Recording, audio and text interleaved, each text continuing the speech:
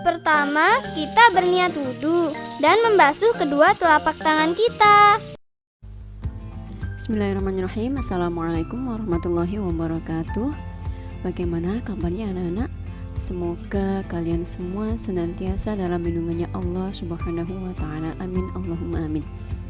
Baik anak-anak semua, hari ini kita lanjutkan materi di minggu yang lalu, yaitu tentang toharoh atau bersuci.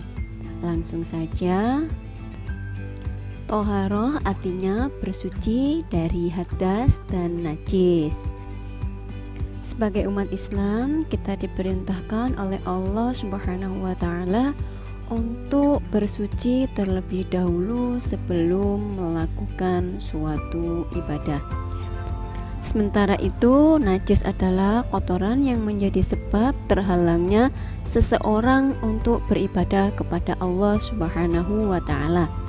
Contohnya, kotoran hewan, darah, nanah, dan lainnya.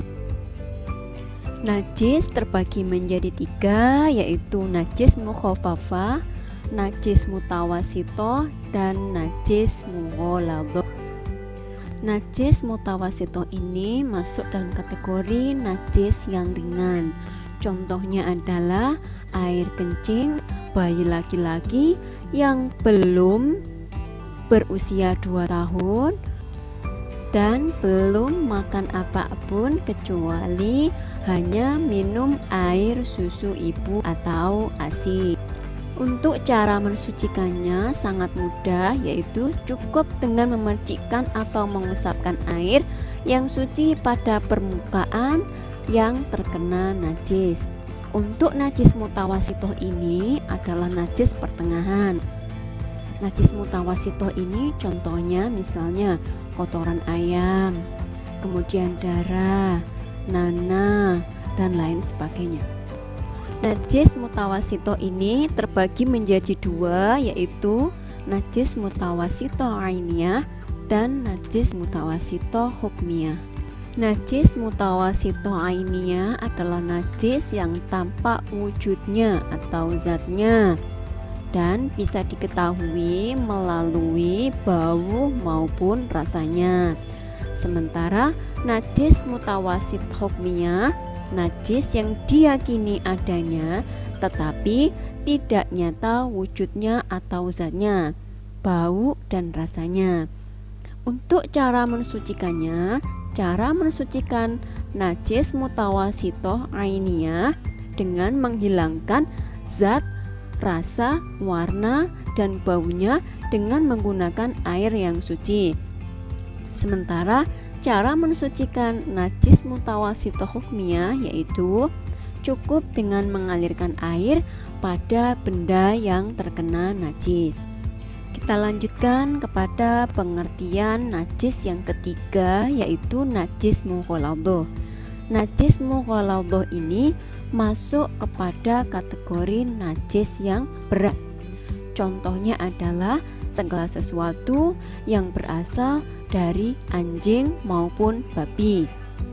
Untuk cara mensucikannya dengan membasuhnya sebanyak 7 kali dan salah satunya dicampur dengan pasir atau tanah. Baik anak-anak, kita lanjutkan materi berikutnya, yaitu tentang hadas. Hadas adalah keadaan tidak suci pada diri seseorang muslim yang menyebabkan ia tidak boleh sholat, tawaf, dan lain sebagainya. Hadas ini terbagi menjadi 2, yaitu hadas besar dan hadas kecil. Seseorang dikatakan sedang terkena hadas kecil apabila mengalami atau melakukan salah satu dari 4 hal, yaitu keluarnya sesuatu dari kubul dan dubur. Yang kedua, hilang akal, misalnya sedang tidur. Yang ketiga, bersentuhan kulit antara laki-laki dan perempuan yang bukan muhrimnya. Dan yang keempat adalah menyentuh kubul atau kemaluan dan dubur dengan telapak tangan. Adapun cara mensucikan diri dari hadas kecil ini adalah dengan berwudu. Apabila kalian tidak menemukan air, maka kalian bisa menggantinya dengan tayamum. Sedangkan seseorang dikatakan sedang berhadas besar apabila seseorang tersebut mengalami atau melakukan salah satu dari 6 perkara, yaitu 1.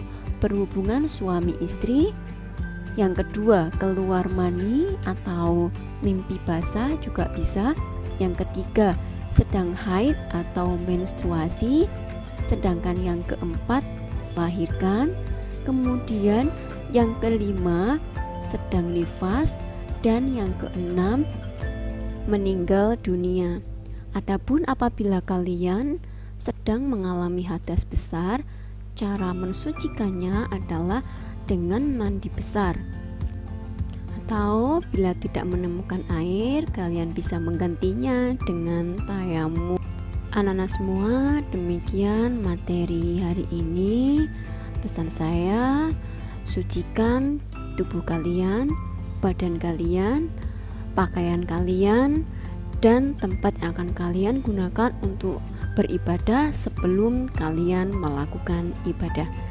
Semoga ada manfaatnya untuk kita semua. Saya akhiri, wassalamualaikum warahmatullahi wabarakatuh.